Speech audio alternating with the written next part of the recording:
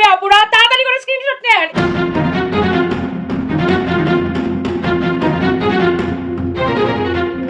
সামাজিক যোগাযোগ মাধ্যমের আলোচিত মুখ রুবায়েত ফাতেমা তনি। রাজধানীতে বেশ কয়েকটি শোরুম আছে তার। অনলাইনেও বিক্রি করেন পোশাক এবং কসমেটিক্স।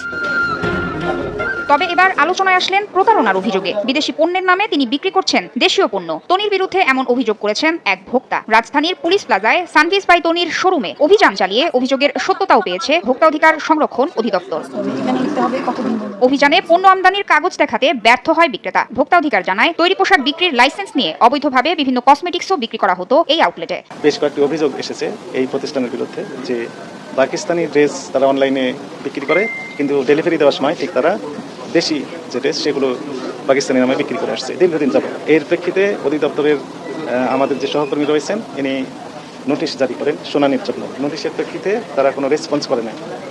আমাদের কাছে সন্দেহ হচ্ছিল এই কারণে যে যেহেতু তারা নোটিশ পাওয়ার পরও কোনো রেসপন্স করছে না, তাহলে অভিযোগের সত্যতা হয়তো যথাযথ হতে পারে।